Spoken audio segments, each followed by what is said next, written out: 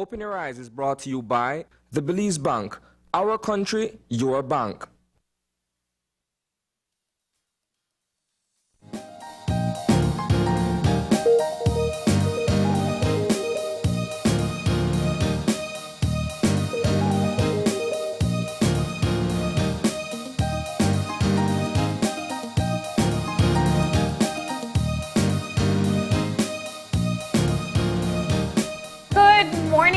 Welcome to Open Your Eyes. Start your morning right. I'm Marlene Cuellar. And I'm Asana Cayetano. And thank you for joining us this morning on a very cool Monday morning. I gather that most people didn't want to get out of bed this morning, or they're still in bed as we speak, trying to figure out, how late they can stay in before having to get ready for work or school. This is when working from home is a lot more convenient, right, for people who get to do that. But nonetheless, of course, we're going to keep things moving and find out a bit more about our weather for today. And so our general situation is for a cool and relatively moist northeasterly airflow to dominate our weather. The 24-hour forecast calls for cloudy at times with isolated showers or periods of light rain and a chance for a few more over the south today. Then activity will increase, especially along the coast tonight. All right, the winds are going to be moving from the northeast at 10 to 20 knots, and that makes a moderate sea state. Advisories for this morning: a small craft warning will go into effect later today for occasionally gusty winds and locally rough seas. The outlook is for cloudy skies with a few showers and periods of rain developing mainly over coastal and central areas Tuesday morning, increasing and spreading to most places by afternoon, and then lingering over central areas during the night. All right, but our temperatures for today are going to be 80 along the coast, 80 inland, and 68 in the hills. Those are the highs, while the lows will be 73 along the coast, 68 degrees Fahrenheit inland, and 63 in the hills. All right. So very cool day today. We want to thank our forecaster, Crystal Rosales, for providing that update. And as you can tell, we are having cooler temperatures, but we are expecting some rain as well. So please be prepared.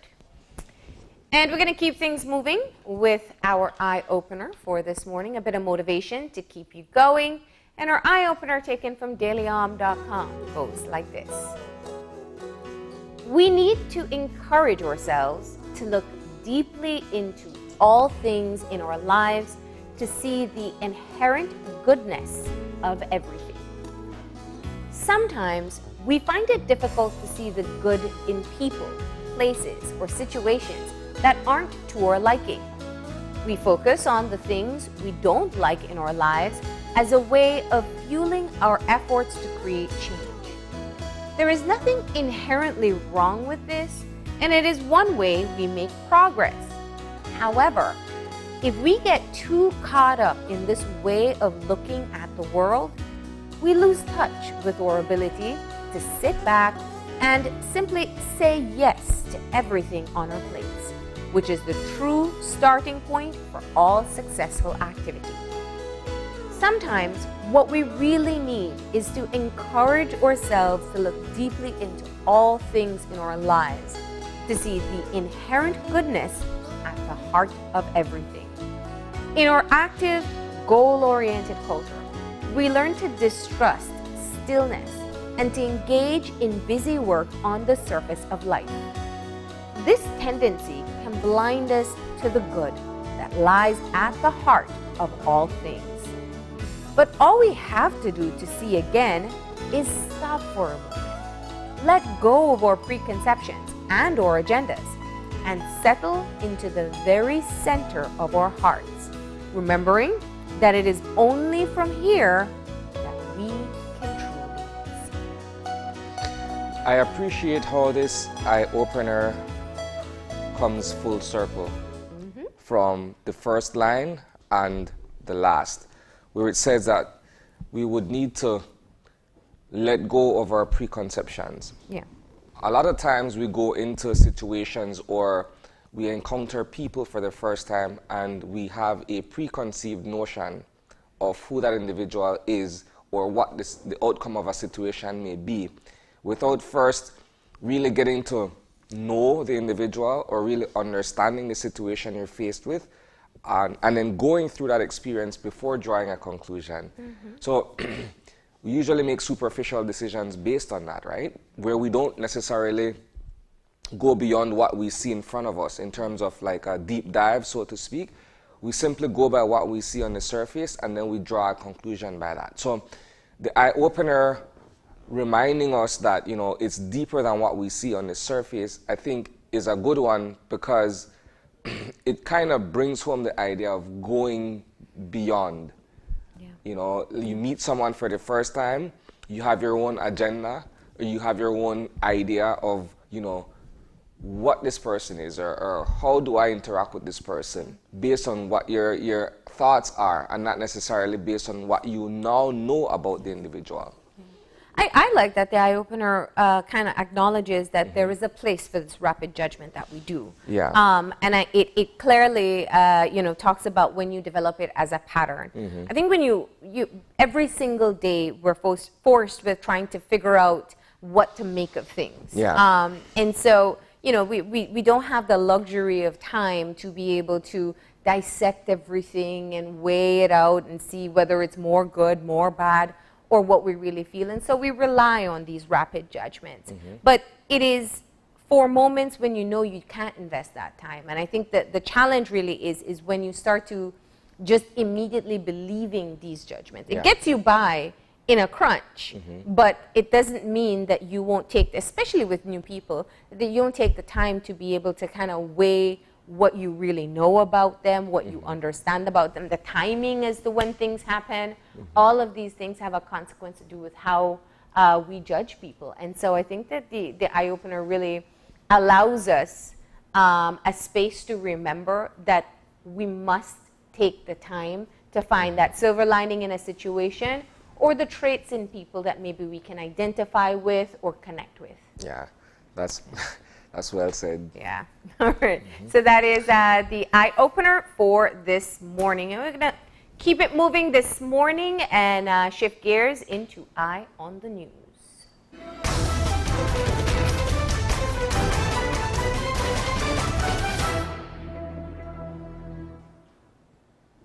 All right, so today marks the beginning of the legal calendar for 2021, and it commences with the ceremonial opening of the Supreme Court this morning.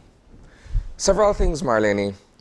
First of all, and I think this is the most straightforward observation to be made here, is that there is a perfect alignment within the judiciary, in a manner of speaking, where you have a female Attorney General, a female Chief Justice, a female Director of Public Prosecutions, a female President of the Bar, and if we're looking at the Court of Appeal, also a woman in that capacity as well. So that's the first thing that I want to put out there. And it makes me proud to see women in leadership in the judicial system, right?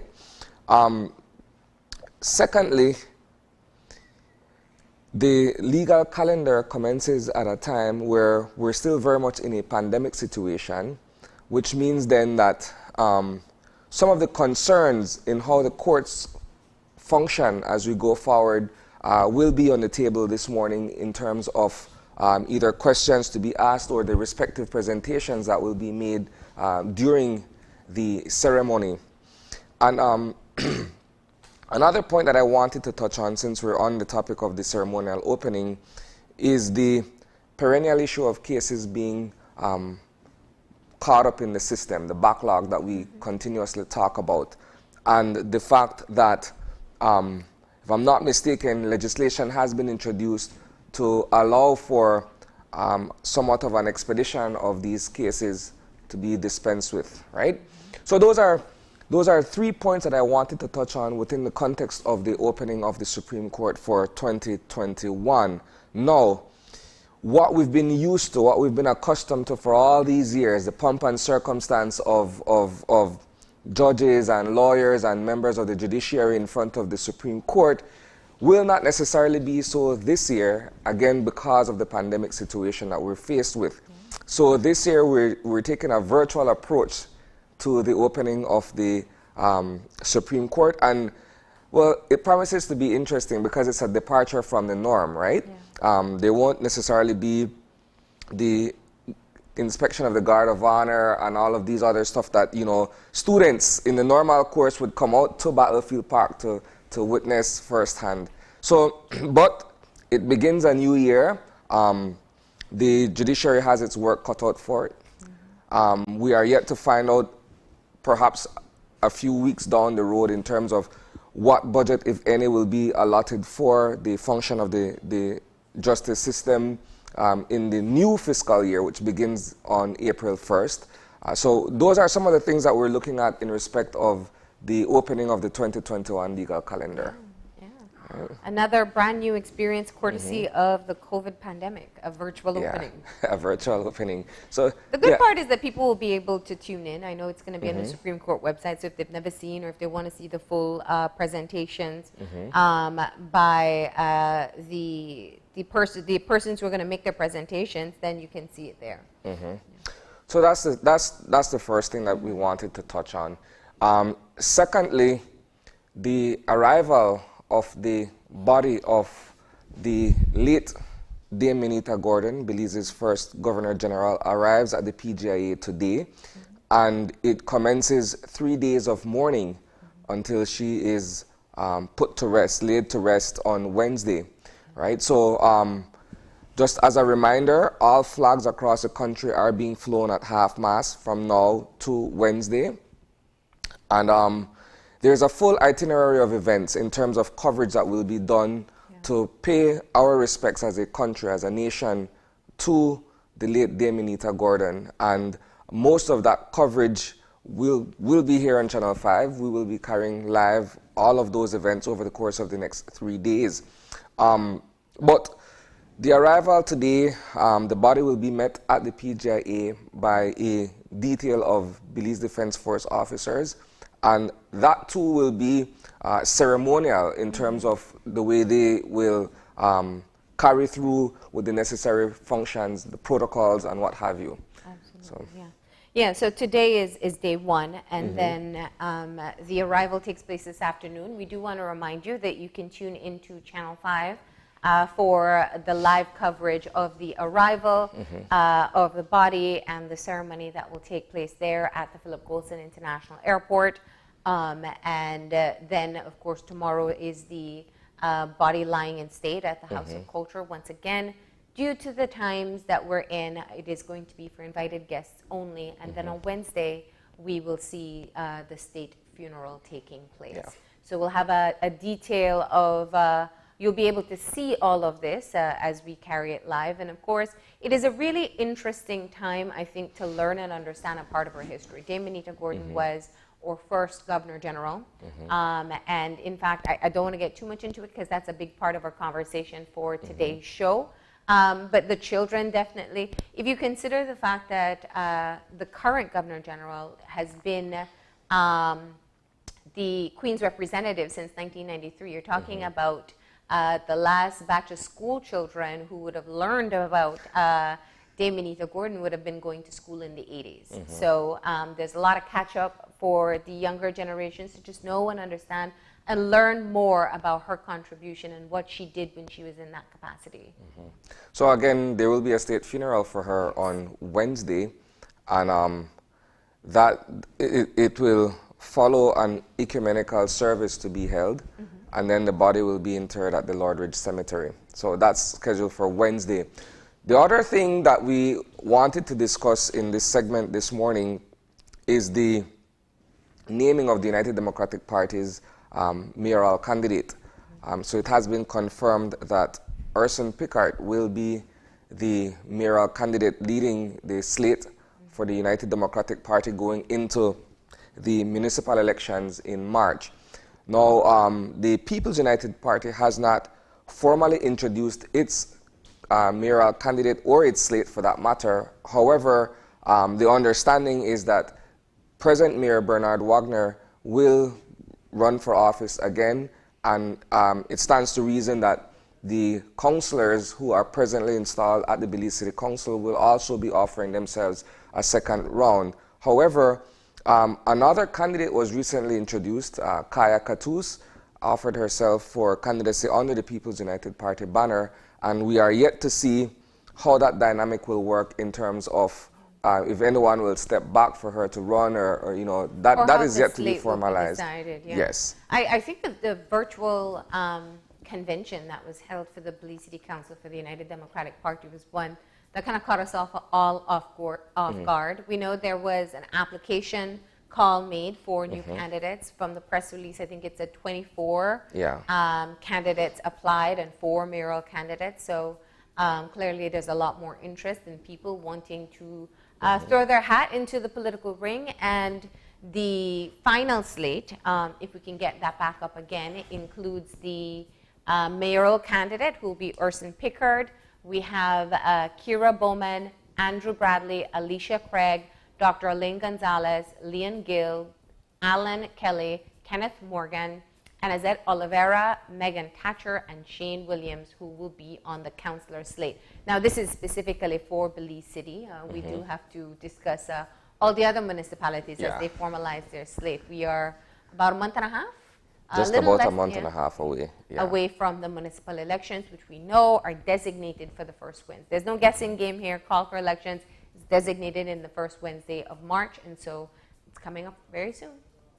What is interesting in the case of Belize City, where the People's United Party retains a seat at City Hall, the alignment between central government and local government, at least for the next few months until election time, we don't know what the outcome of the municipal elections will be in Belize City. It's just a matter of pointing that out as an observation at this point, to see how closely the system of governance, the local and the central government are working together to realize the business of Belize City in this case. Right? So I just wanted to put that out there as well, because that too is an observation being made. Right? So that is our discussion this morning. Of course, these details you can catch at 6 o'clock, either live on Channel 5 or streaming on our Facebook page as well. So that comes up at 6 o'clock.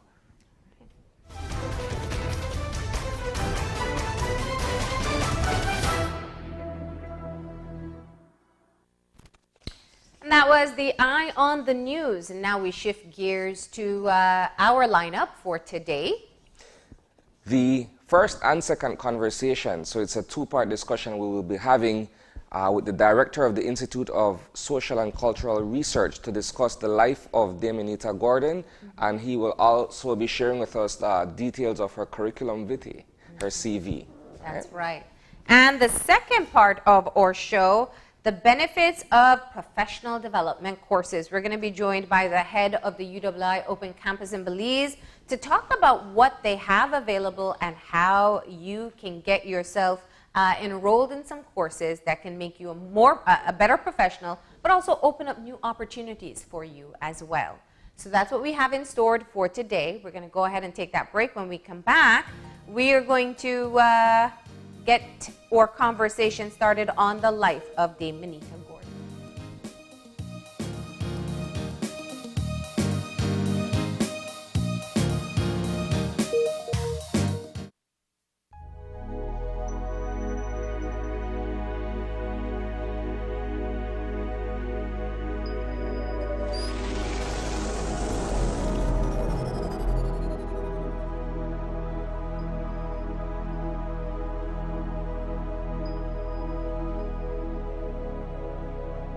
It's a fact that you can access unlimited services with Smart. Tired of being measured or cut off when you need to be connected? It's a fact that when you sign up for Smart's Plus plan, you get unlimited talk, text, and unlimited data. And it's a fact that you can sign up with your group of up to 5 members for Smart's Share plans and up to 40 members for Smart's Enterprise plans for unlimited talk, text, and data. Smart has the true true unlimited plans. That's a fact. Be smart and live smart.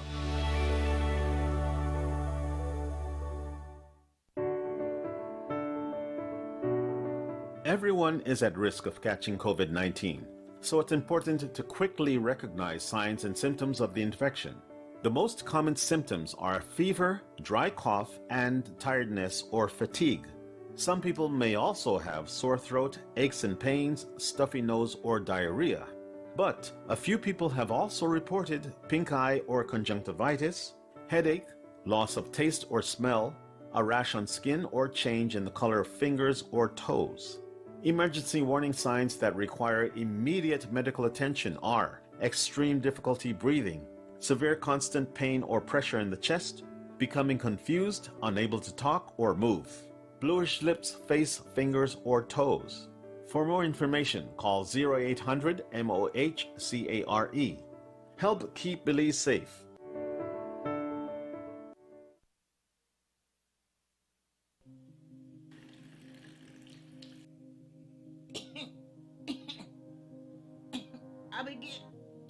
Abigail.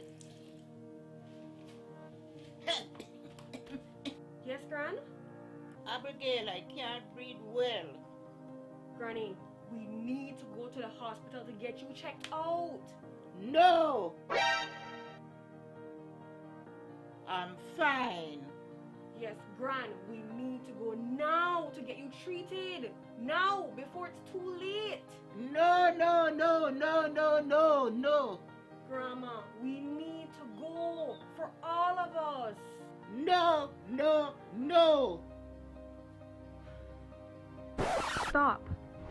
If you are having flu-like symptoms, please call us immediately for medical guidance. If you have chronic conditions such as diabetes and you are experiencing symptoms such as shortness of breath or chest pain, please also seek medical attention immediately. We lost a lot of people this year. We don't want to lose you too. Please seek help if necessary. Call us at 0800-664-2273. Continue to wear your mask at all times. Keep physical distance when in public and stay at home unless absolutely necessary. This message has been brought to you by the Ministry of Health and Wellness.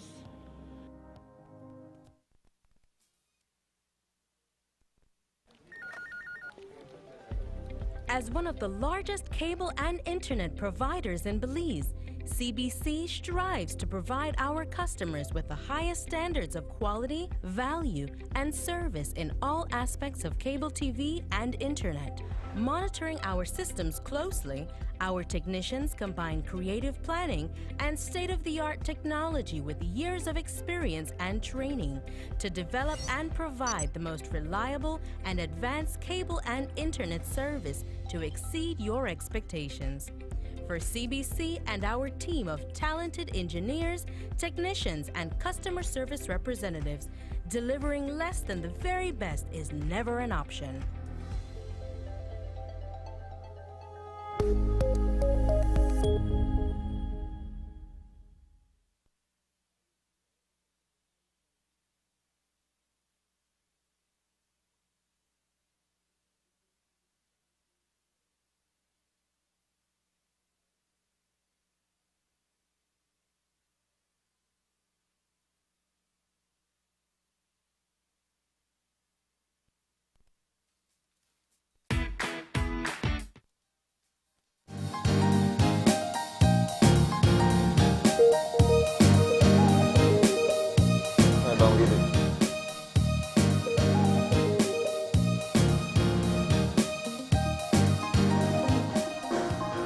And we're back, and we are moving into our first conversation where we're joined by the director of the Institute for Social and Cultural Research. We have Nigel Encalada, and he's going to be guiding our conversation as we learn more about the life of Dame Minita Gordon. Good morning. Morning, Marlene. Morning, Isani. Good morning, Mr. Encalada. There's a lot for us to discuss, but first of all, let's begin with your knowledge of Dr. Minita Gordon, either your academic studies of her life or any previous interactions you may have had with her as a young man. How do you know Dr. Minita Gordon? Well, to be honest with you, Isani, I do not know her personally. Okay. But one of the interesting things I want to point out, and I think Marlene referenced it this morning, anyone born in our generation, then, me, we would only have known about her going to school, being Belize's first Governor General. So by the time 1993 comes around, when she succeeded by Sir Calvin Young, he is basically the person who has been in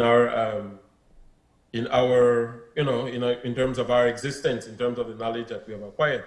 But I want to preamble, and the majority of Belizeans actually will not know who Dame Minita Gordon is. But the only reason I'm here today is because I had the privilege of sitting with her sister, Kelora Franklin, and it is she that gave me permission to be able to come and share with you this morning. No, yeah. And so I was insisting that she come on, but she gave me permission to come and share with her. Now, one of the discussions I had with her in the past week involved humanizing Dame Minita, no? Because my own exposure to her would have been as a primary school student, where I had a fascination with social studies, as is still the case now. And I would walk past like the spare office, for example, on Northfront Street, and these fact sheets about Belize and so on, and read up about these people and about everything Belize. So it fits right into some of the work that I've had the privilege of doing, and sitting with people who have met some of these pioneers in terms of Belize, no?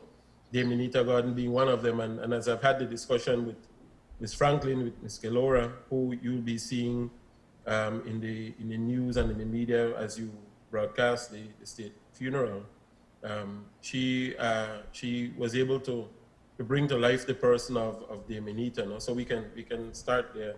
So from a social studies perspective, if we're talking about persons, Belizeans who define the 80s, for instance, we're talking our generation here, we're talking people like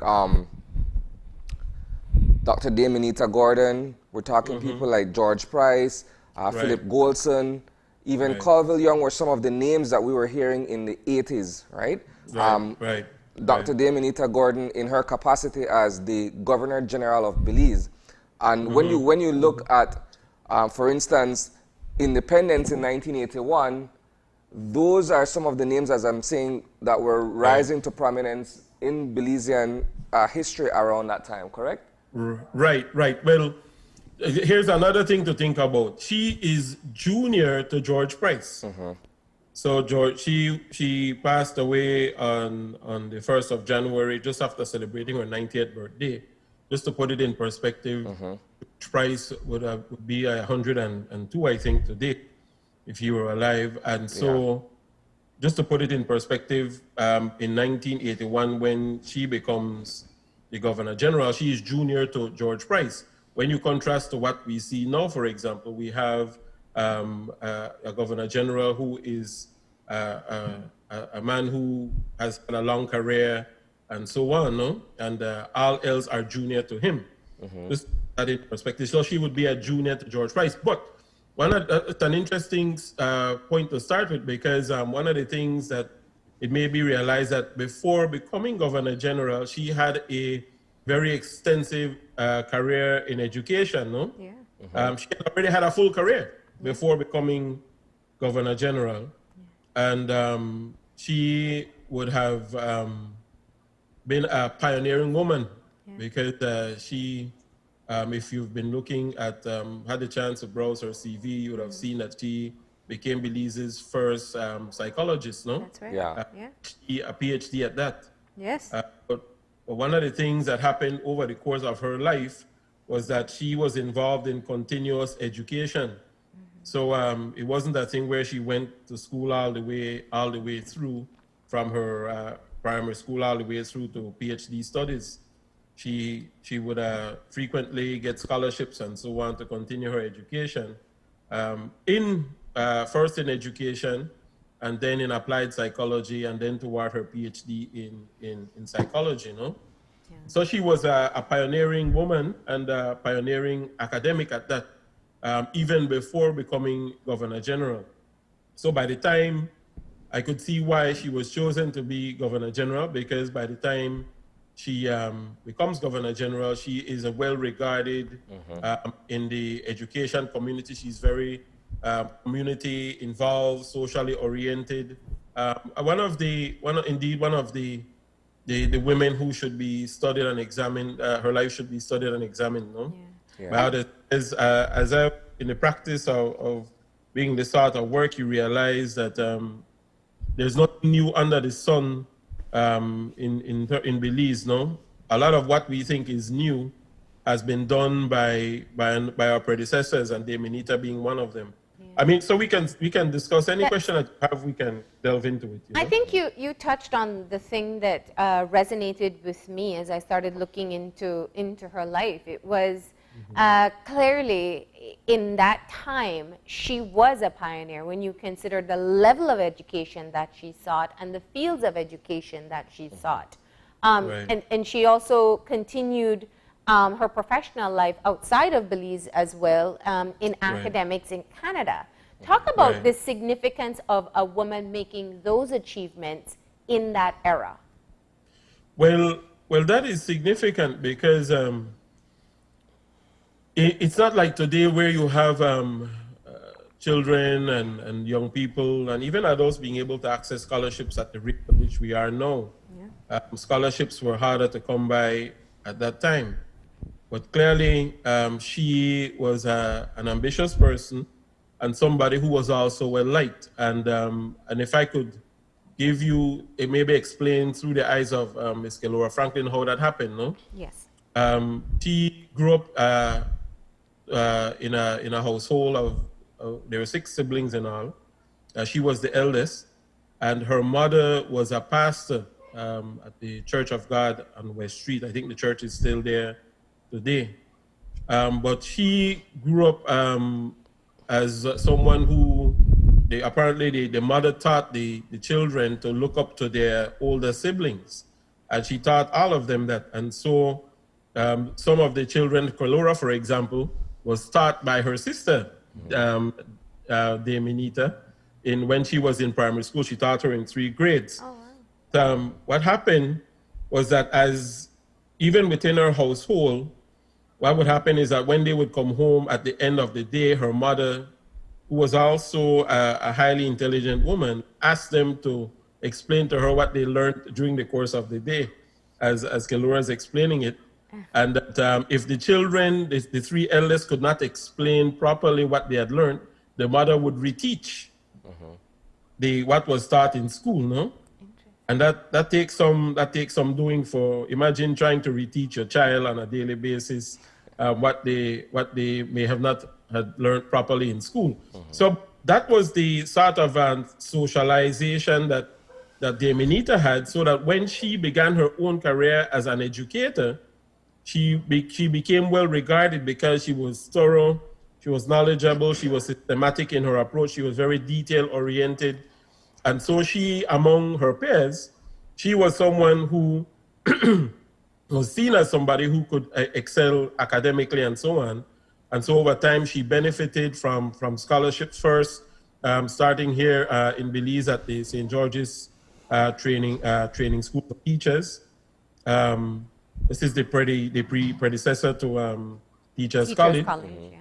Right, and then she excelled at that. She did short courses in the UK, and then eventually she got full scholarships to study at the University of Alberta, where she got her bachelor's and master's degrees in applied psychology. And then she returned home and continued to work as a lecturer at the let me see, what was that? Let me see if I I don't want to get that At the incorrect. Teachers College, was it then?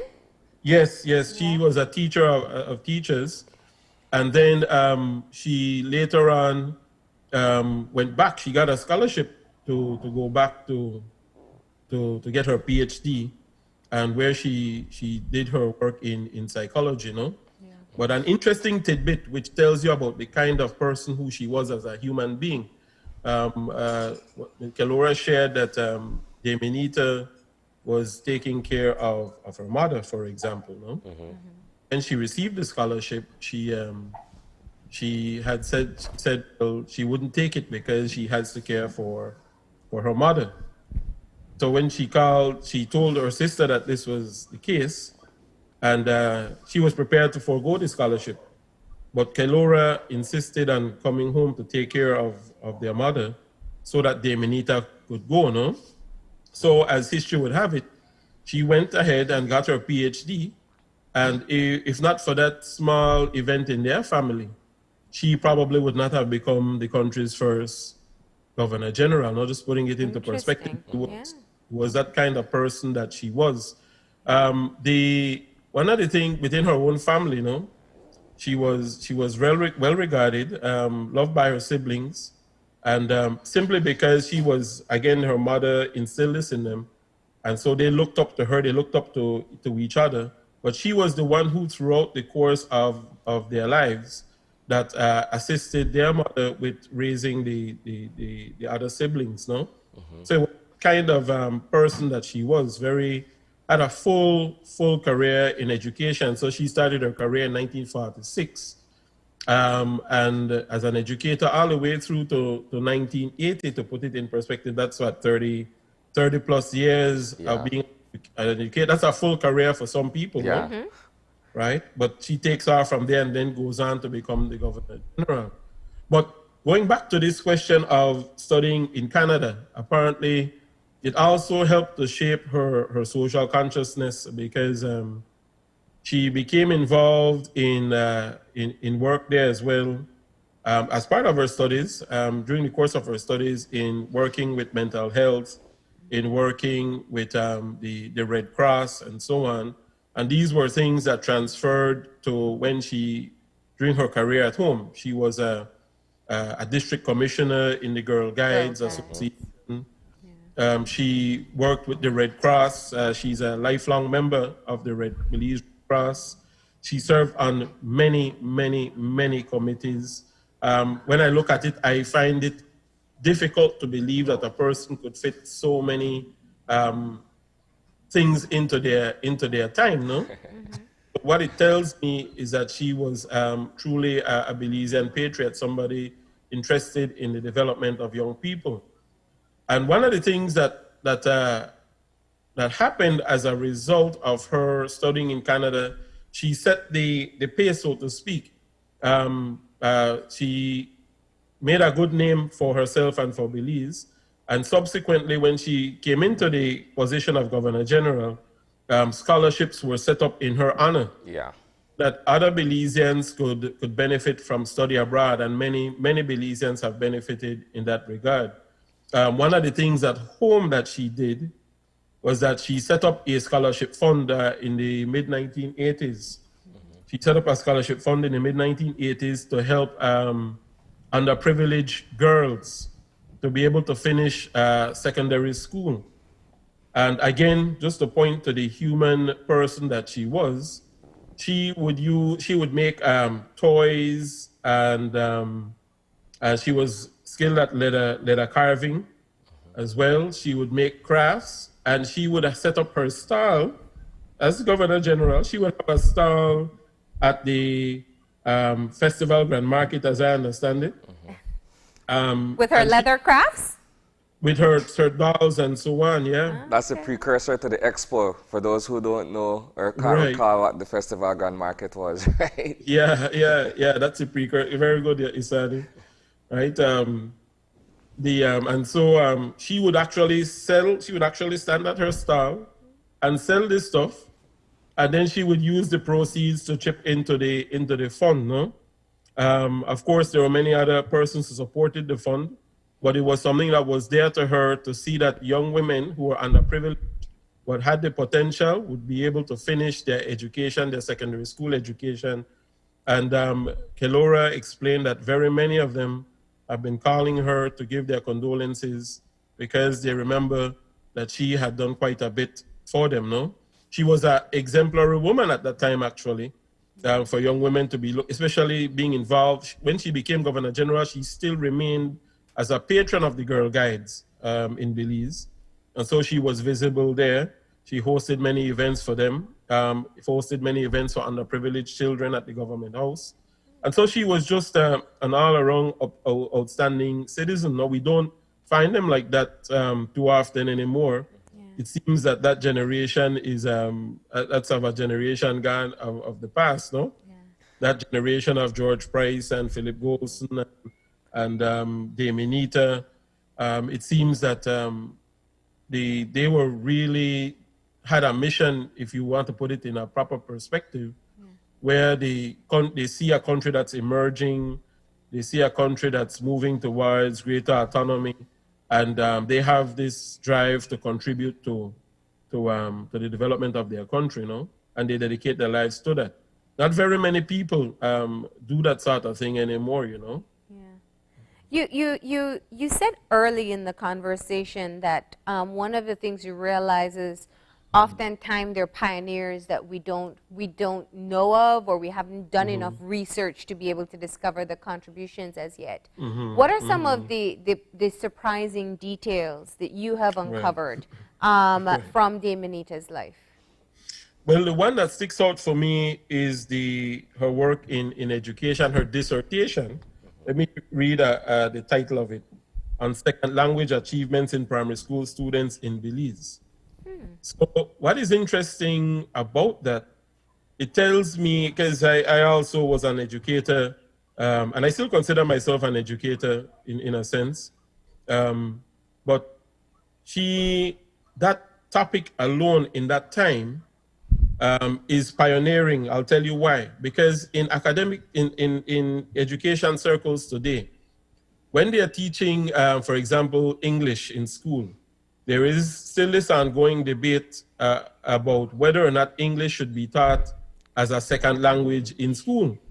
Because the way we teach it right now is it's as if it's our first language, no?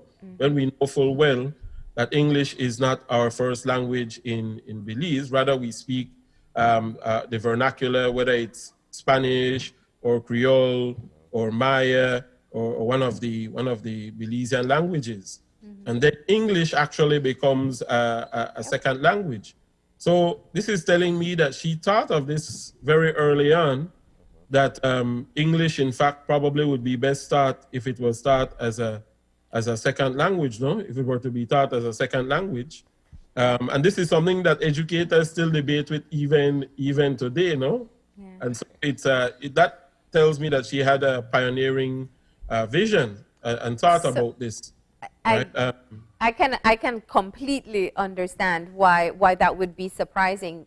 She would have earned her master's with that dissertation in what, the 70s?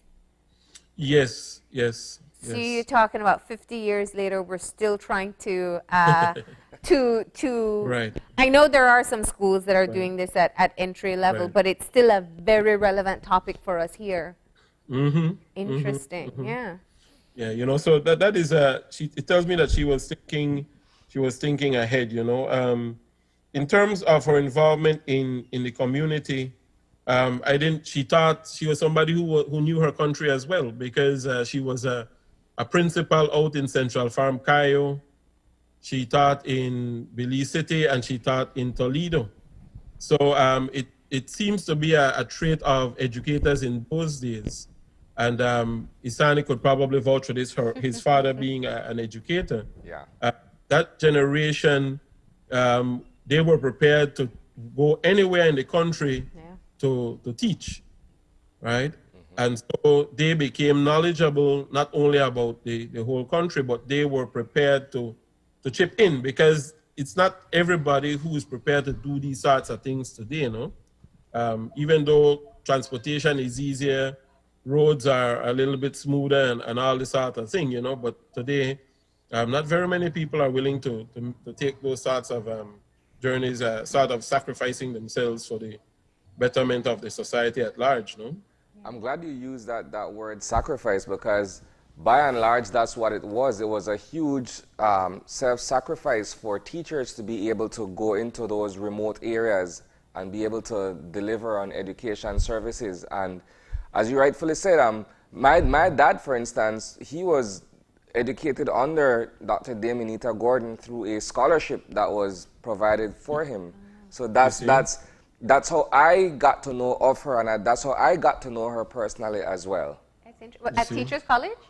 No, when she was Governor General, Okay. as Nigel mentioned, she set up a scholarship fund. My dad was a candidate, a successful candidate, studied at in Canada. Vancouver, and that's how I got to know her. And I'm sure Right. there are many more stories like this, and it would be interesting to hear from people who were able to benefit from the Right. scholarship program. I think one of the This things... is- Go ahead. Sorry, this is one of the things, Marlene, sorry to interject. This is one of the things we'll do over time, no? Because one of the things that we're involved with at ISCR, we have been over the years interviewing a number of persons who are regarded as pioneers and patriots in Belize.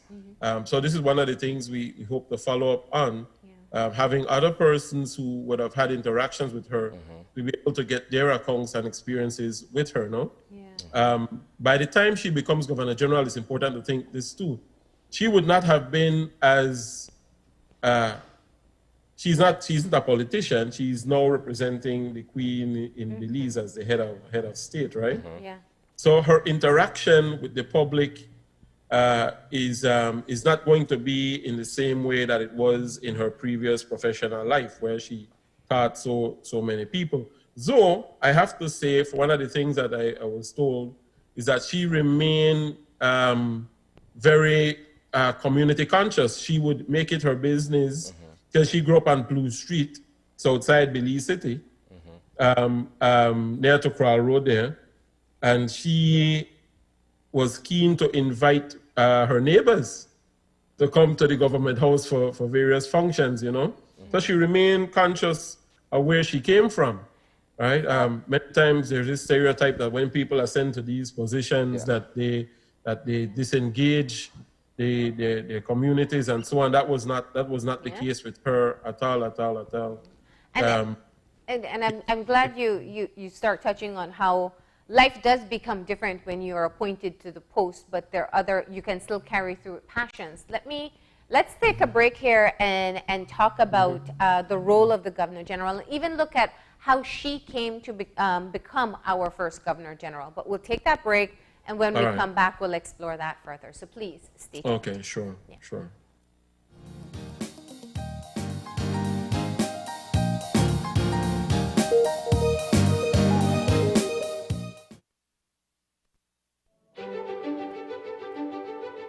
Technology is ubiquitous, and it's transforming how, when, and where we work.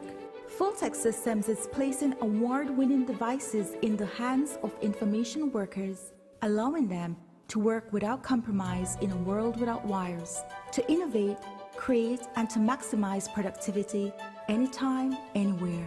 Satisfying the needs of the desk-centric remote and field worker and every other worker in between. We are providing the industry's best devices to businesses going through the process of digital transformation. Partner with us today to provide the solutions that will allow your employees to work effectively and efficiently to enhance your customers' experience.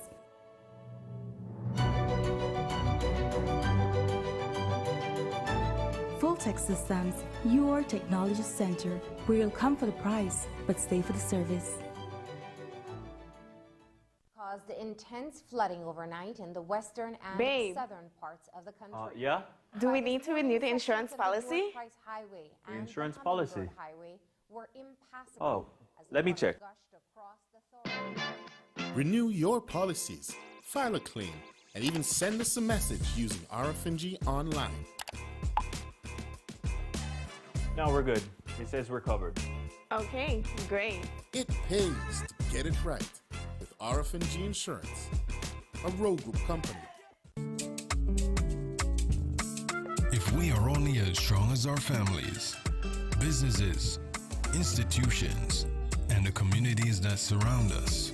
Then by giving businesses the power to grow, entrepreneurs the ability to expand, and by giving our families the right to own something. The Belize Bank gives you the power to build a nation, our nation.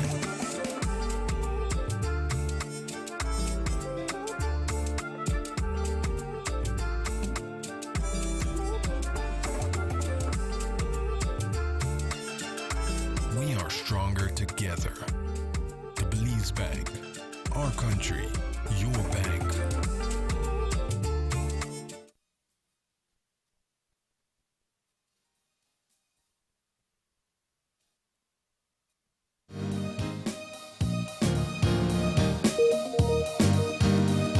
And we're back. And if you're just joining us, we are continuing our conversation with the director of the Institute for Social and Cultural Research with NICH, Nigel Encalada, as we learn more about the life of Dame Minita Gordon. Today is day 1 of 3 days of mourning, as she will be laid to rest in a state funeral on Wednesday.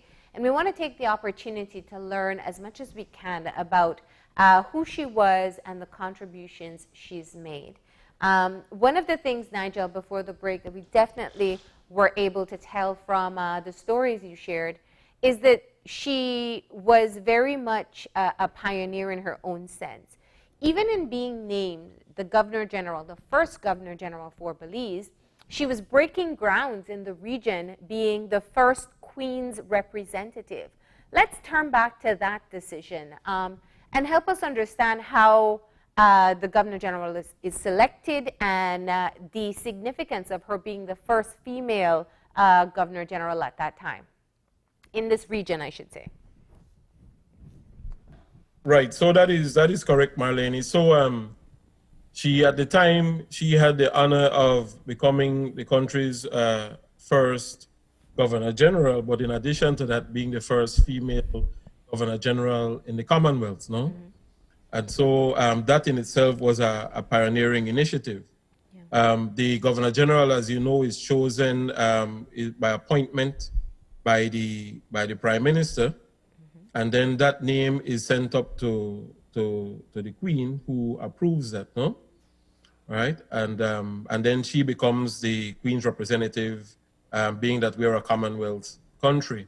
Mm-hmm. The role of the Governor General is ceremonial, though de facto the Governor General is the head of the military, no, mm-hmm. of Belize Defense Force. This is why you will see at all these ceremonial events during September and others, you'll see that it is the Governor General who has precedence in terms of inspecting the Guard of Honor, mm-hmm. right? But in terms of piecing it together, I asked this question, and the person who would best answer it, and maybe there are others out there who might be able to help, would be George Price himself. Mm. But as I understand it, a few persons were shortlisted, no? Oh. And through oral tradition, I've heard of other names that were called at the time. But Dame Minita's name was most prominent on that list, no? And I realized too that Mr. Price himself was very conscious of the fact that Dame Minita was a woman, no, and that would set a good precedence for the country. So he was aware of these sorts of things, right? And given it was also bolstered by the fact that she would have been one of Belize's most prominent women, mm-hmm. both in the field of education and in being Belize's first PhD psychologist. And being community-oriented, understanding the society as a whole. These would be some of the factors that brought her into this position. No? But in terms of piecing all the details together, I will probably still have to go into the archives to see if there's anything written there about how that happened. But I have spoken with a few people who spoke of this process where a few names were put out there, and it was Dame Minita's name that came out on top, no?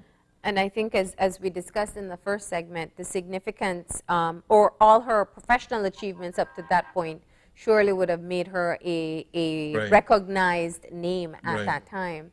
But it, Right, it would be interesting to know from some of the decision makers at that time, because we were a young nation and making that choice to select the first female governor general would have been really interesting. She was also bestowed. Well, one of the interesting stories I understand from her younger sister was upon the Queen's visit. No, the Queen, after the Queen, they stayed at the government house. The Minita and the Queen slept in separate quarters adjacent to each other at the government house and so on. And they developed a sort of friendship, no? And so the Queen said to Dame Minita that, Dame Minita, when you are no longer Governor General, for us to still be friends, right? And apparently that friendship had been maintained during the course of her life, no? So she was well regarded by Queen Elizabeth as well. Probably because of her own personality traits and so on. But given the fact that she was this outstanding woman, the Queen, it would be the first woman that the Queen would have met in the Commonwealth who is representing her, if you think about it, you know? True. And you kind of moved past that quickly, but at that time, Dame Minita did reside at the government's house. That's correct. Yeah. That's correct. What we now call the House of Culture. Right. Well, a new House of, just so that the public is aware, a new House of Culture has been built for the purposes of, and the government house is supposed to become a sort of museum, okay, a sort of exhibition space, no? It tells the country's story and so on. But that is still work in progress down the road, no? Another notable point is that she had been bestowed two distinctions, two order of distinctions. Do you want to talk about those and what that signifies? Yeah, so if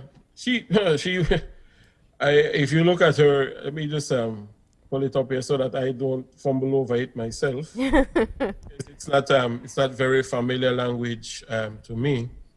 But in researching it, you know, so in 1984, she was awarded the dignity of a Dame Grand Cross of the Most Distinguished Order of St. Michael and St. George, which is called the GCMG.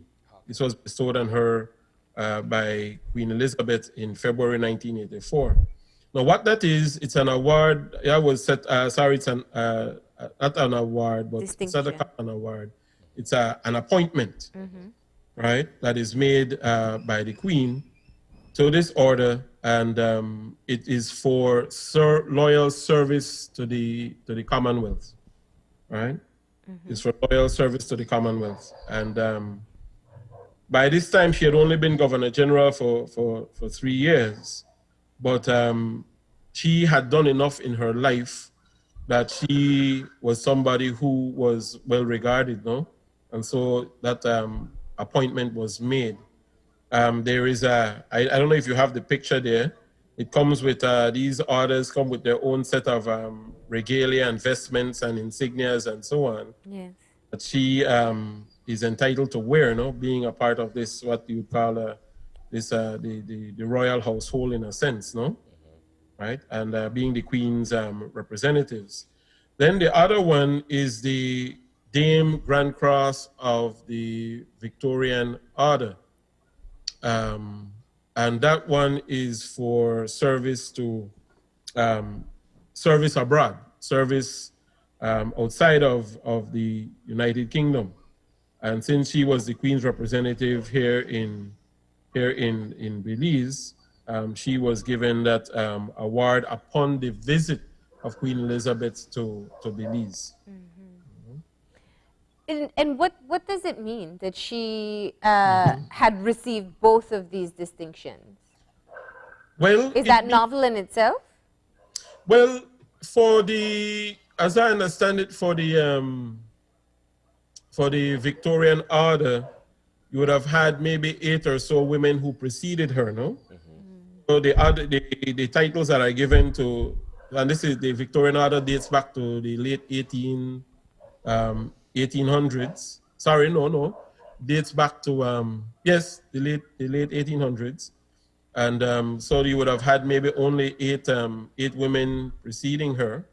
The men are referred to, they're knighted, and as they're knighted, and they're given the title of sir. And then when it's a woman, the woman is given the title of dame. And so this is how the dame enters her official title, not Her Excellency Dr. the Right Honorable Dame Minita Elmira Gordon. That is her proper title, no? And then with the order of St. Michael and St. George, that list is shorter from my understanding. She would be one of only a few women who's in that order, no? Who's been knighted in that way. These are very high level distinctions. Right, in terms of the Commonwealth system, no? The system that we currently belong to. So it is something that in the context of her time, it is a tremendous honor, no? It's a tremendous honor to have, and it is because she was well regarded in so many ways, right?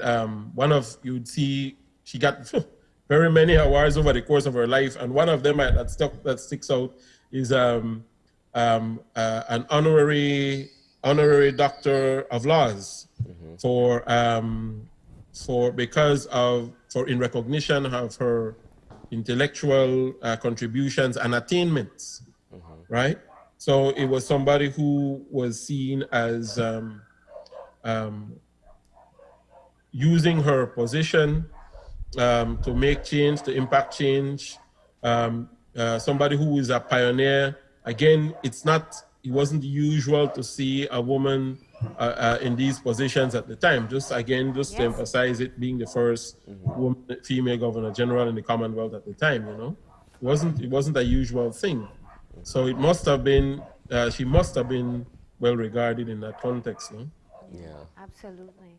And before we went to the break, you said one of the things that that you noted was that she made an effort after being appointed Governor General to still ensure that she engaged with the community service that she was most passionate about. She still, she was a Girl Guide growing up. She then became, I think it's District Commissioner of the Girl Guides.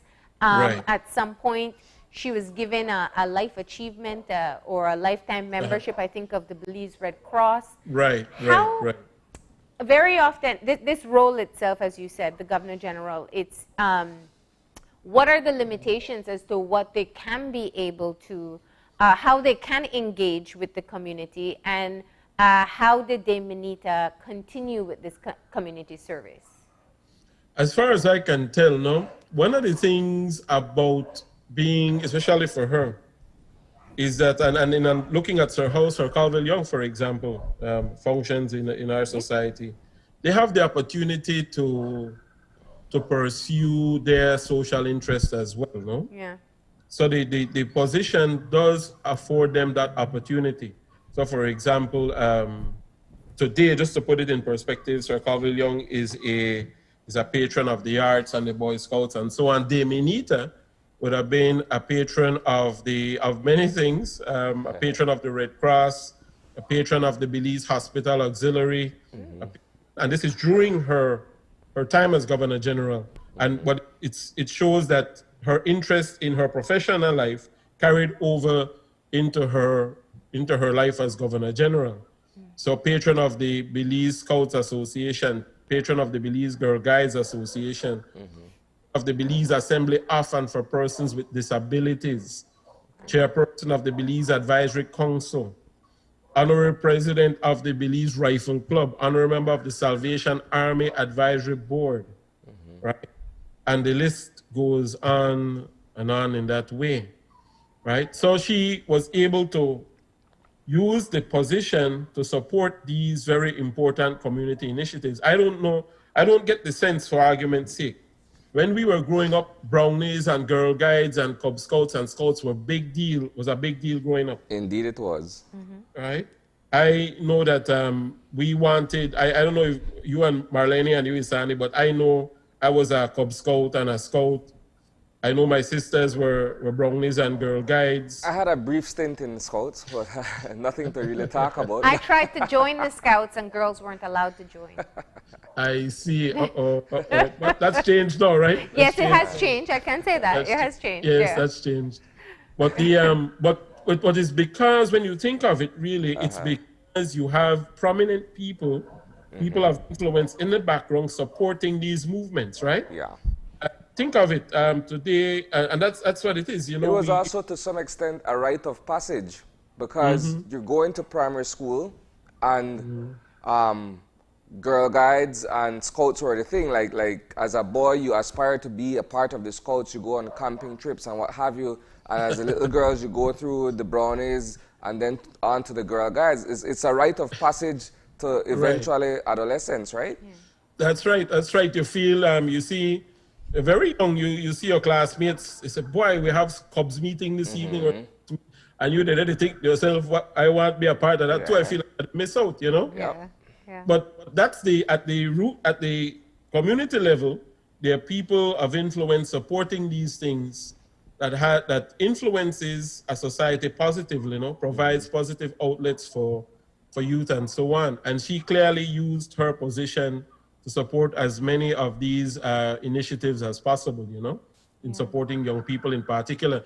One of the interesting things, it reminds me of this, Kelora shared that in her final years, she could be heard in her room praying, listen to this, she could be heard in her room praying for the children of Belize and for the government of Belize.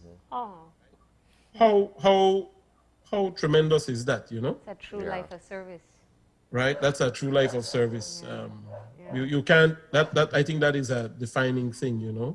That someone would, even in their final days, still remain at heart committed and mind and spirit committed to seeing young people of Belize succeed and to see the government of Belize succeed, you know? I think that's part of what makes her so revered and venerable. Right. And the stories like, yes, go ahead, sorry. And I was going to say some of the things you hear after is after she retired as Governor General and she still lived in Belize, she was seen walking around, going on early morning walks, and still interacting with people in a very humble way, which is, we had a conversation with her first aide de camp that said, you know, that was one of the things that he remembered as well. Yeah, she lived a very humble life thereafter. She had her, as I understand it, had a routine. She was fiercely independent too, by the way. Right? Because she chose to continue on living in Belize, you know, because certainly with a person of her stature, she could probably pursue to live anywhere in the world. But she continued to remain engaged. In that same, what do you call it? In that same, it seems to be a characteristic of that generation, you know, the George Price and Philip Golsons and so on. Even the people they mingle into the society. They're not some out there disengaged. You know, you see them on the streets, you see them at roadies and downtown, you see them, no? And that was the same thing with her. But what is interesting is I bet you that many people, young people, would walk past her and not know who she was. That's true.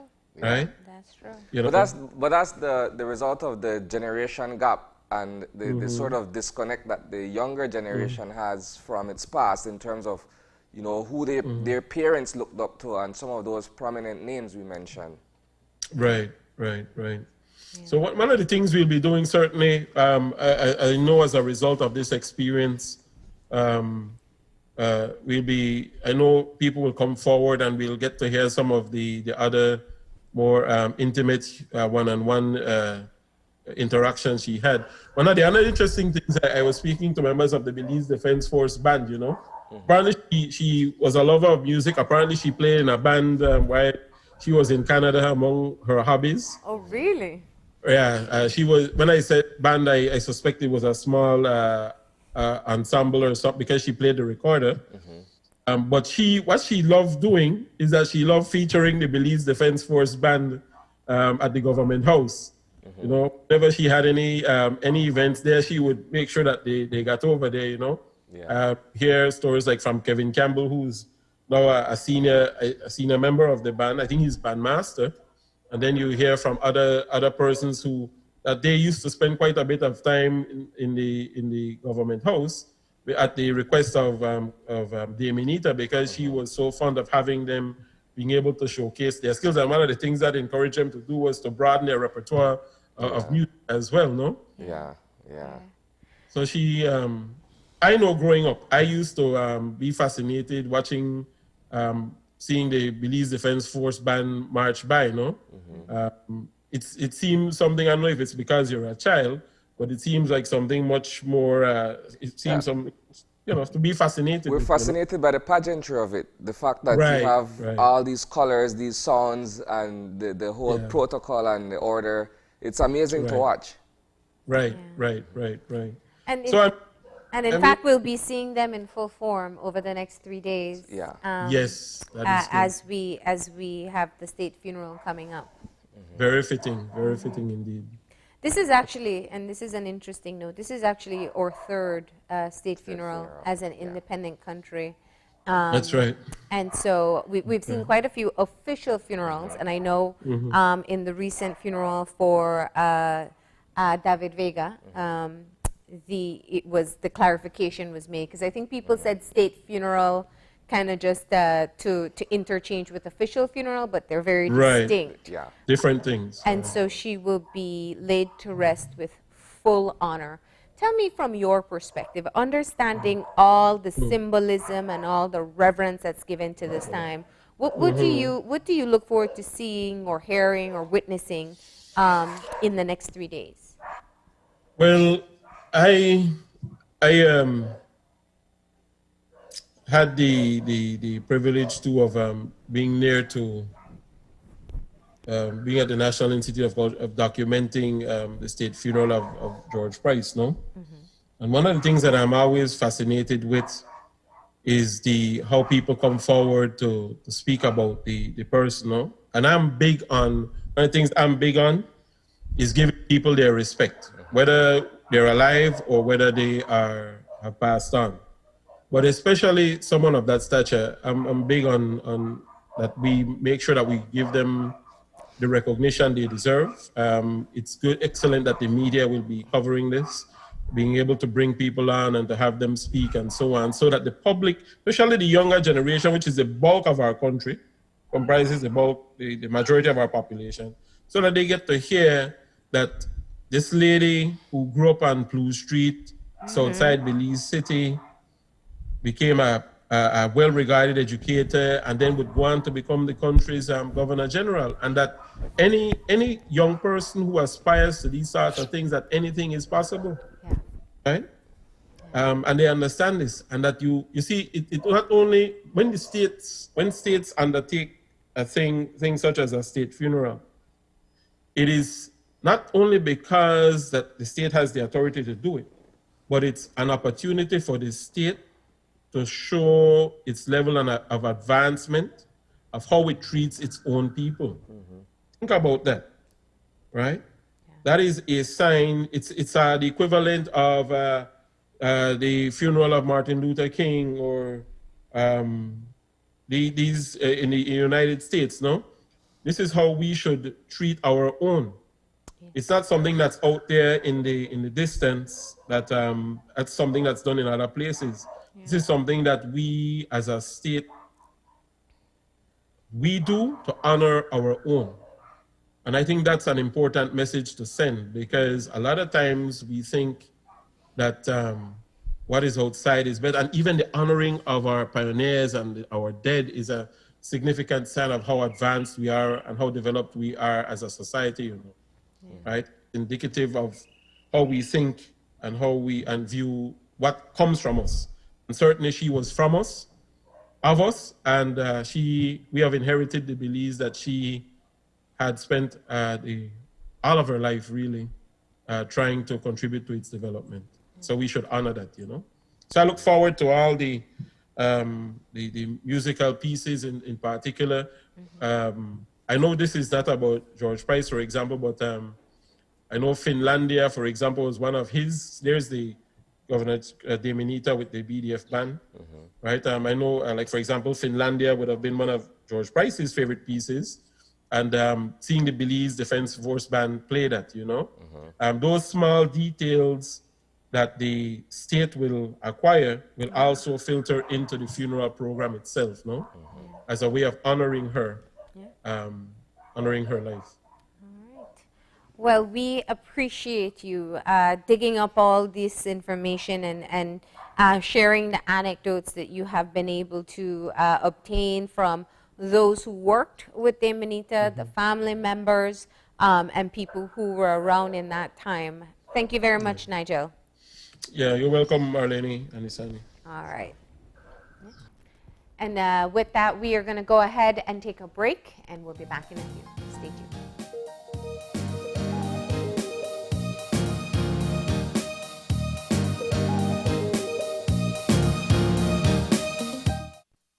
Es un hecho que puedes obtener servicios ilimitados con Smart. ¿Cansado de que se corte la línea cuando más necesitas estar conectado? Es un hecho que cuando te suscribes al plan de Smart Plus, obtienes llamadas, textos y datos ilimitados. Y también es un hecho que te puedes suscribir con un grupo de 5 miembros al plan Smart Share y hasta 40 miembros al plan Smart Enterprise para llamadas, textos y datos ilimitados. Smart tiene los verdaderos planes ilimitados. Es un hecho. Sé Smart y vive de forma Smart.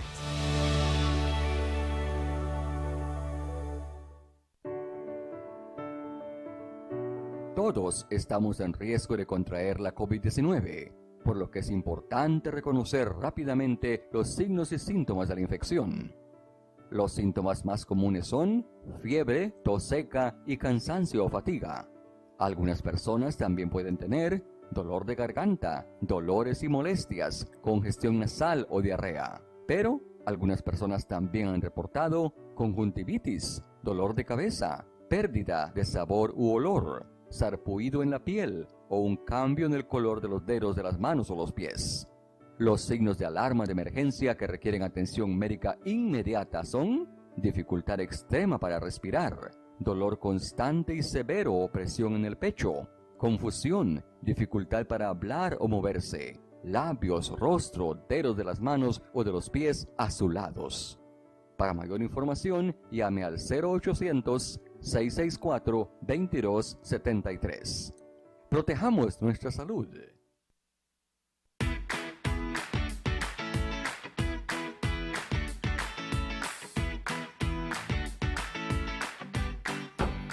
Why, Tony? Why, Keith, what are you going on, man? Well, I actually come see you because I need to buy a stack of them plastic plates and cups for my grocery shop because I run low. Boy, I stopped importing things since April 15th, you know. And I just routed the last batch, must have been like 3 weeks back, you know. Man, do I usually have anything? What are you going on? Check this, right? Under the new law, we ban all single-use plastics, so that the cups, plates, forks, spoons, and knives, all of that. Since April 15th, can't import none of them. Starting January 15, 2021, you can't manufacture them. April 15, 2021, you can't sell them. And after July 14, 2021, if you get catch with any other thing, you will get fined. Me never know this. I guess I have to make some changes then. I have to make the customers know that anything not available. Anyways, bro. Thanks, man. No problem, man. Take care.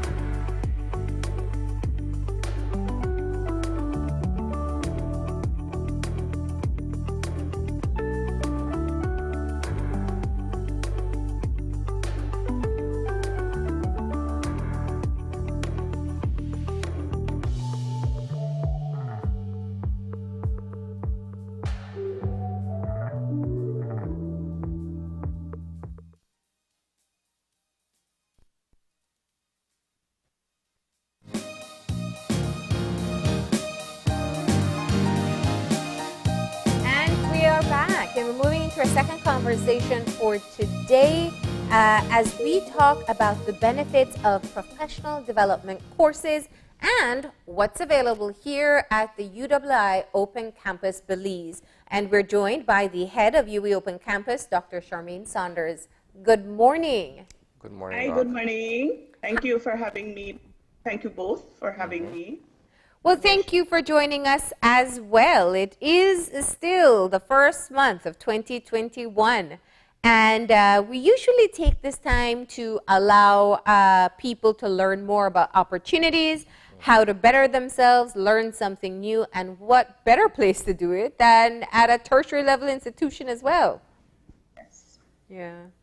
So, Dr. Saunders, let's start off by talking about UWI Open Campus. If there's ever a campus that was more prepared for this particular pandemic period, it would be yours, since you're mostly virtual. Yeah. Most definitely. Yeah. However, our professional development courses, we used to do those face-to-face. I think it's the preferred modality for employees and employers. And basically, we would do those by full-day workshop session. In some instances, we actually call them seminars because they would be a half day or a full day session. Now, that part of the face-to-face modality has now been transformed to full online simply because of the pandemic.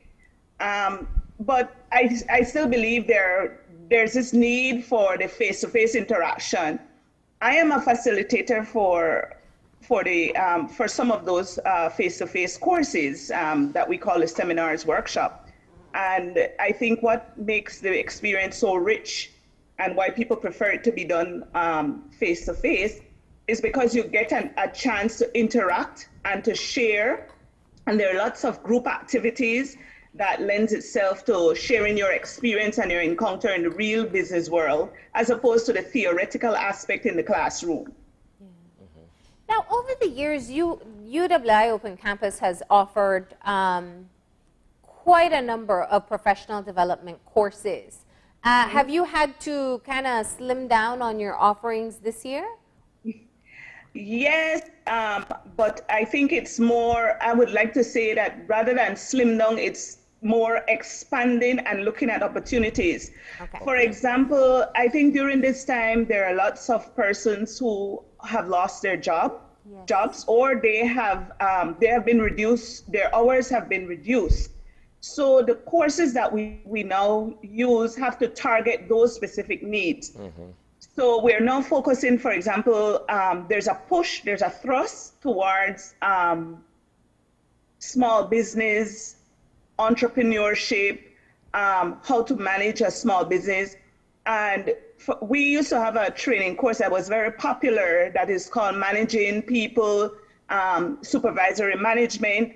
These courses have now truly need to reflect what is going on. So these courses are now, we now have courses that say managing people working from home, remote. Yeah, because it's now a challenge. You're now supervising people, but they're actually at home, and that's a different structure that you have to take on. And so I want to say we want to retrain, but it's more bringing on targeting needs of the clients. So we have to look at what they really need. You're managing people, but they're not in the work environment, and most people are working away from the office. So there's a different structure, there's a different modality. And then we also have to look at on the reverse. How do you work from home and in an environment where you have to be supervised as well and work independently, because you're working away from the office, but you have to still carry out those duties. So you will see training more designed to target those specific needs that now exist. It would be interesting to see what kind of course outline that entails, considering the fact that, as you rightly said, persons are working from home, so it's a different modality and approach altogether. Yeah, and so there is some reflection too. We have a partnership, a memorandum of understanding with the Chamber of Commerce, and even in that, we see a reflection of the needs of the Chamber's membership. And now we see a greater need for training in marketing and promotion. And it's different. We were able to offer marketing gimmicks that, you know, people come, they get a flyer, and so now you have to promote your products or promote your services using the online modality. So it's e-marketing. Another course that we had to truly modify, we used to do a course that was very popular. It was called records management, but now we have to look at e-records management, because they're no longer, you know, they're not going to be doing the filing and at works, but now you have to, you still have to carry on, but then these companies have adjusted and made the change. So you know, if you notice, a lot of the forms and applications, you are doing those online. There's not paper-based. There's no need for paper-based, and even insurance companies, you're now getting, you have to have your e-signature. So we have to be market ready. We have to target specific areas that we know employers and employees are faced with in this new dynamics, and that's what the university does through our professional development courses. Yeah. You did note that the face-to-face component will be maintained. How are you going to do so and do so safely? Okay, so our site has been for quite some time, because we communicate directly with the Ministry of Health and we fall under the Ministry of Education. So the site has facilities that allows for social distancing and workshop. During our normal feed, we were able to host at any given time 15 plus persons in a room. But given the regulations, we now have redesigned or restructured our facilities to accommodate based on the number of persons allowed. So there's been a reduction in terms of how many persons can be hosted at any given time. And then we find ourselves using the larger rooms, but with proper social distancing. One of the nice advantages, though, is that we always had a challenge, even for employers that we target. They would have persons in all the districts. Let's say, for example, we're talking about the banks. They have employees in all districts, and then when they do these workshops, these face-to-face, they have the responsibility to bring their staff into the Belize City site, and then they have to cover hotel, they have to cover traveling and subsistence. But now what we do, we were able to set up our location with social distancing, and then we carry the feed live so that those persons can interact from where they are. Whether they're working in the office or working from home, they're able to do it. So there are some elements of face-to-face, which abides by the regulations, and then we have the others who are online and they can interact as well. Okay. And they're short courses. So how long would one expect to be spending doing the management course, for example? So that management course is a 24 contact hour course. And that's the other thing we've had to modify. And Marlene and Isani, I don't know if you've ever, with this time you've done some training, but there is no way you can sit for 8 consecutive hours. It doesn't work. And I know that firsthand, because I have to be engaged. I think at this time, everyone is using the online modality for everything. Meetings take forever, you know, training, and then you're being bombarded. So what we've done now, we've customized the duration. Where it is when you were in face-to-face, you used to sit down for 8 hours, of course, with time breaks, lunch, and you have that flexibility to get up and stretch your legs.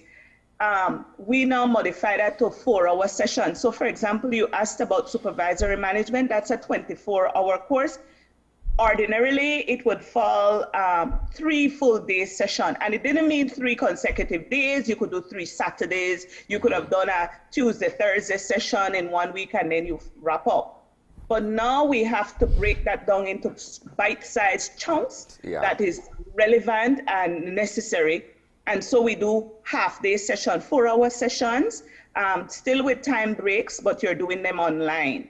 And those persons who still want to do that face-to-face contact, the site facilities are set up for that. So we still have an element of the face-to-face, but it has to fall within the restrictions that we are guided by.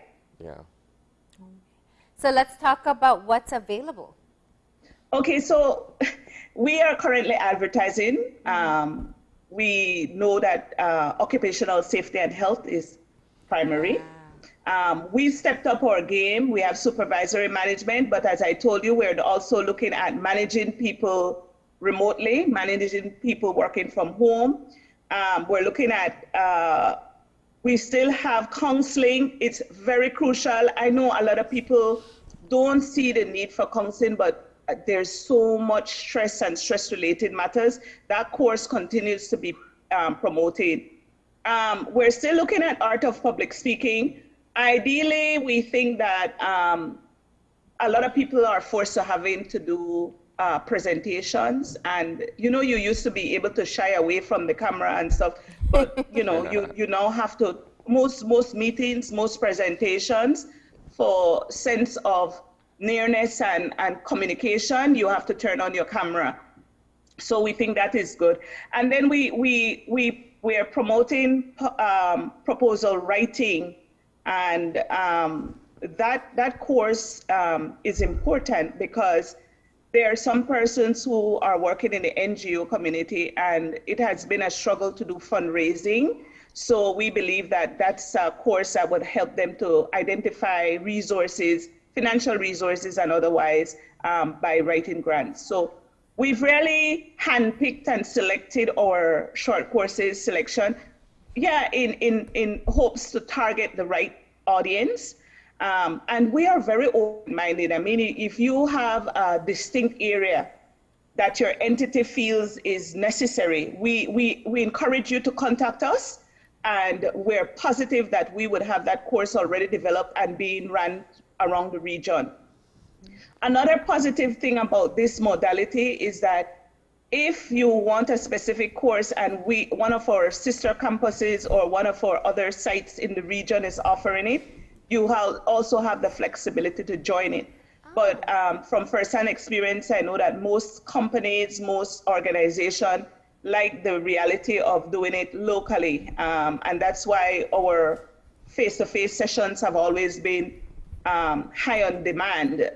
We've always had a great need for those courses because of the face-to-face component. Yeah. But as we go along, we're adjusting, we're adapting, and I think that our mitigation strategies have allowed us to be all-encompassing. We factor in that face-to-face need, and at the same time, we're giving people the type of training and courses that they want. And we're very open-minded, and we can guarantee you that there is no course that we have never done or never heard about. We will definitely revisit and ensure that we capture the audience that needs those type of training. Yeah. And these are courses that you receive a certificate for. So, I mean, it's something yes. that will bolster your CV. Yeah. Yes, not only do you get a certificate for it, I think the last time our principal was on, probably late last year or early this year, she spoke about stackable courses. Yes. We offer you what we call continuing education units for your courses. So every 4 hours that you spend with us, it's equivalent to 1 CEU.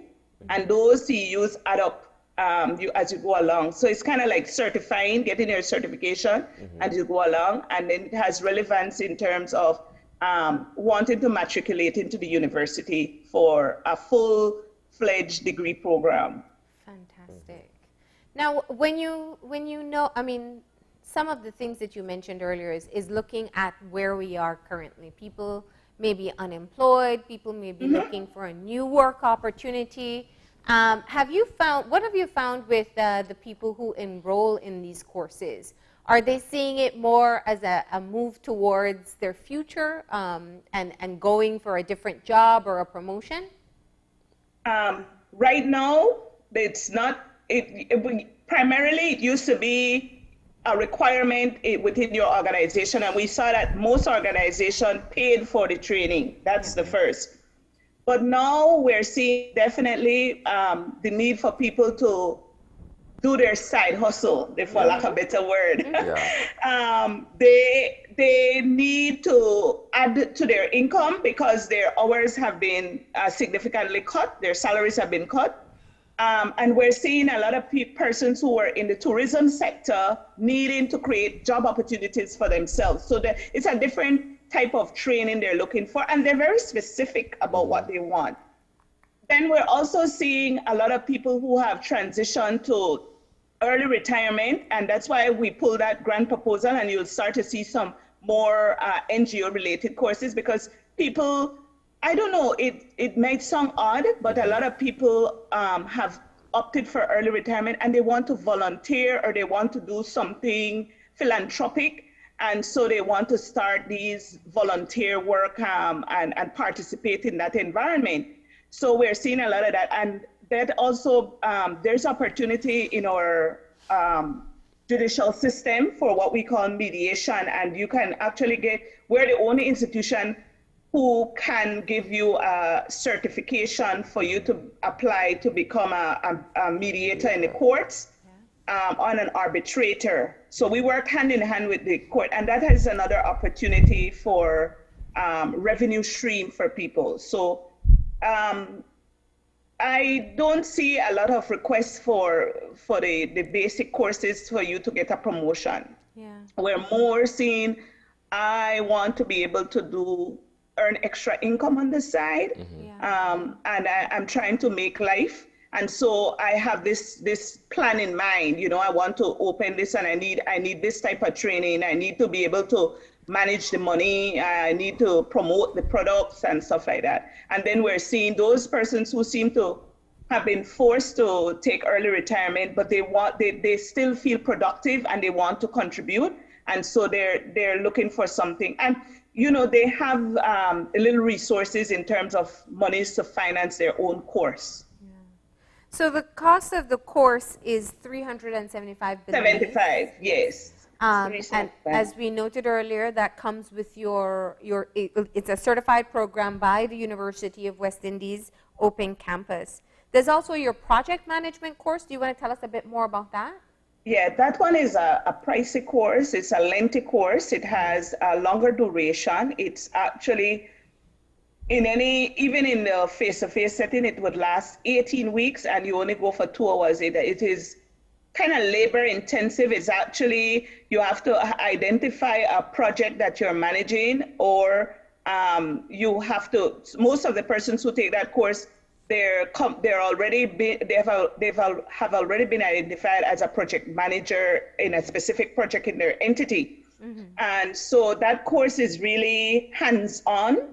I remember taking the course about 10 years ago, and you actually take ownership of that project, and throughout the course, you are actually reflecting on that project and reporting on that project.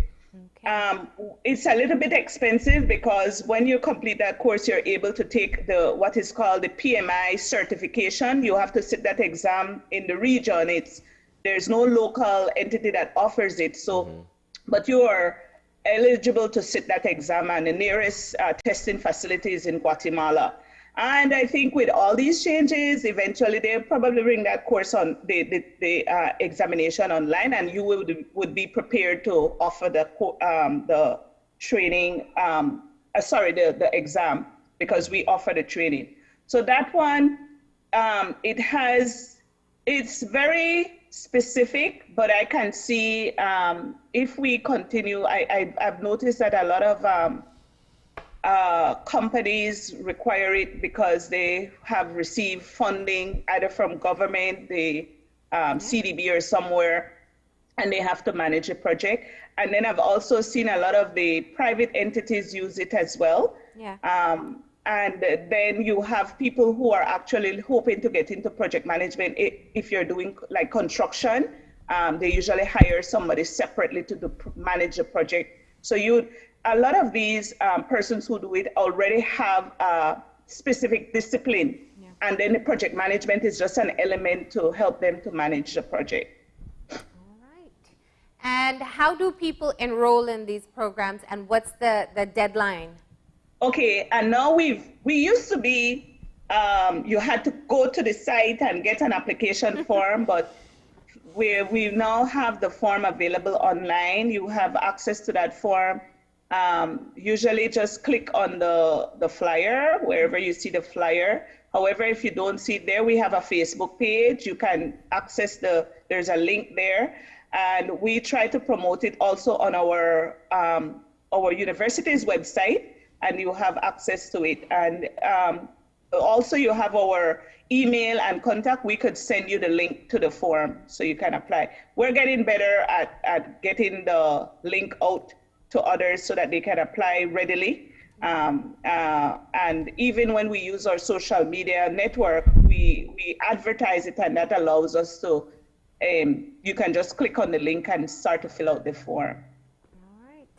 Well, Dr. Saunders, we appreciate you telling us all about the professional development courses that are available at UWI Open Campus. Of course, you have other programs that you facilitate there. Your undergrad program has started. Your graduate programs have started that people can take advantage of. But these ones are shorter and more specific as to what needs you need to be able to fill. Yeah, I call these the microwavable version of certificate, right? Yeah. Because you don't take as much time. The application process is not lengthy. You don't have to wait. University matriculation takes at least a month after you furnish us with all your documentation. But the microwavable version of a certification doesn't take that long. In fact, as soon as you fill out the application, it takes you about 5 to 10 minutes. You get a response instantaneously from us that you have been accepted into the program. That's why I call it the microwavable version. And no prerequisites. No prerequisites. We meet you where you are.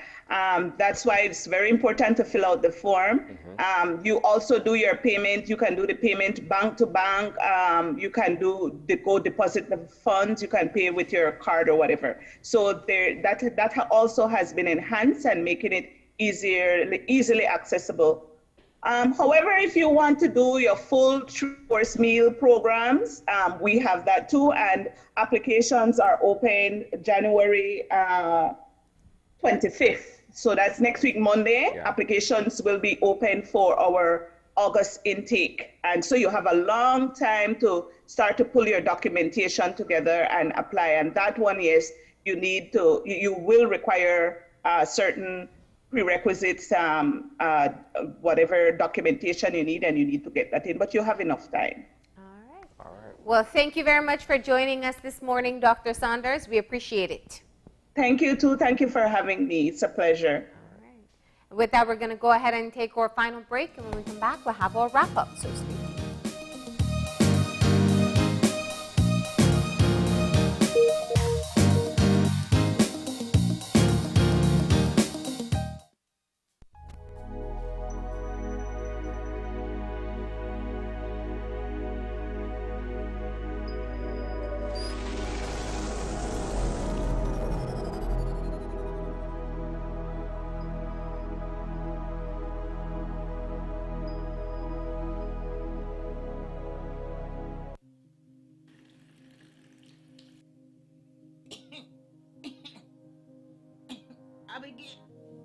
Abigail. Yes, Gran? Abigail, I can't breathe well. Granny, we need to go to the hospital to get you checked out. No! I'm fine. Yes, Gran, we need to go now to get you treated. Now, before it's too late. No, no, no, no, no, no, no. Grandma, we need to go for all of us. No, no, no. Stop. If you are having flu-like symptoms, please call us immediately for medical guidance. If you have chronic conditions such as diabetes and you are experiencing symptoms such as shortness of breath or chest pain, Please also seek medical attention immediately. We lost a lot of people this year. We don't want to lose you too. Please seek help if necessary. Call us at 0800 664 2273. Continue to wear your mask at all times. Keep physical distance when in public and stay at home unless absolutely necessary.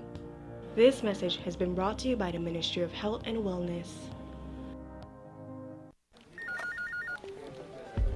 As one of the largest cable and internet providers in Belize, CBC strives to provide our customers with the highest standards of quality, value, and service in all aspects of cable TV and internet. Monitoring our systems closely, our technicians combine creative planning and state-of-the-art technology with years of experience and training to develop and provide the most reliable and advanced cable and internet service to exceed your expectations. For CBC and our team of talented engineers, technicians, and customer service representatives, delivering less than the very best is never an option.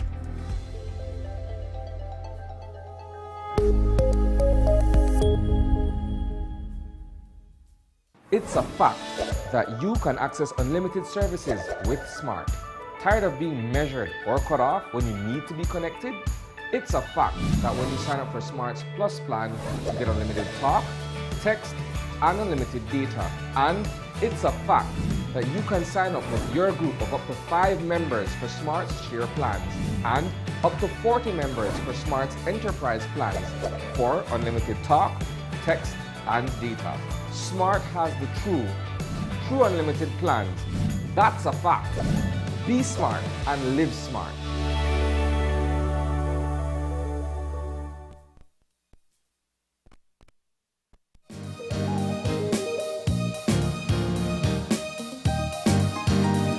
And we're back. We are back.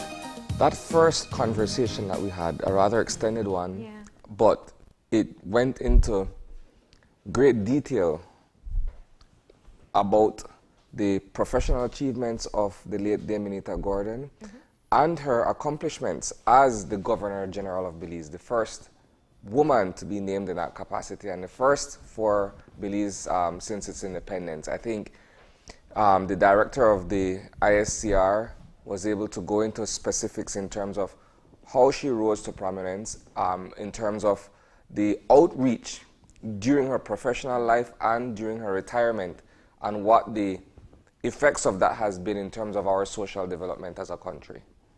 Absolutely, and of course it really is. It was a great conversation to set the tone for what we're going to be seeing over the next 3 days. As we started off the show telling you, today is the first day of the 3 days of mourning as we lay to rest Belize's first Governor General, the late Dr. Dame Elvira Minita Gordon. Today her body arrives at 1:30, and we do want to let you know that we will be broadcasting the arrival of the body and the ceremony that will take place there live on Channel 5. You'll be able to see it on our Facebook page as well, so you can look out for that this afternoon. And we will have continued coverage over the next few days as well. And we also want to thank Dr. Saunders for joining us to talk about the professional development courses. I think one of the things that she said was that the people are looking for opportunities to earn extra money. And there's no better way to do that than to learn a new skill or get better at a new skill or learn how to market that skill. And that's exactly what these types of courses can help you to be able to achieve.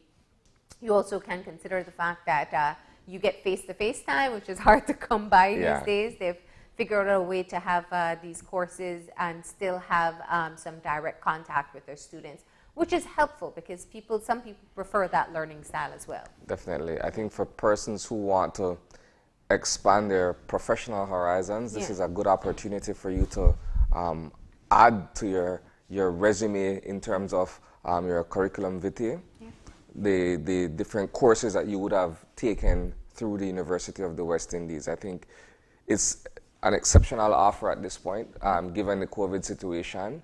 $375 for that microwavable course is well worth it. All right, and so that's all the time we have for today. Of course, we do know that at 9 o'clock there is going to be the opening of the judiciary.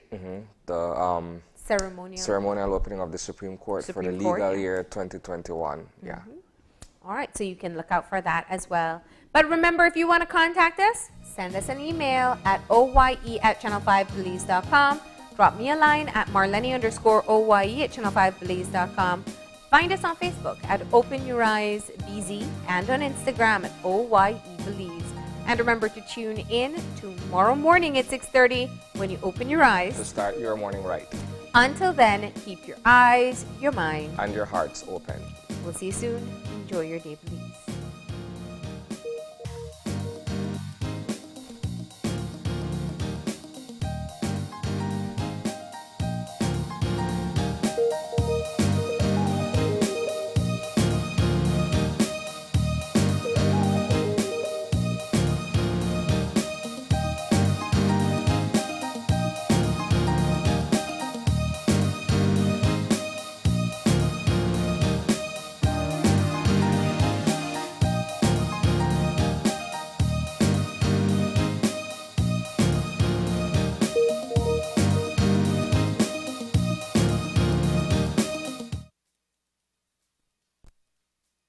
Open Your Eyes was brought to you by the Belize Bank. Our country, your bank.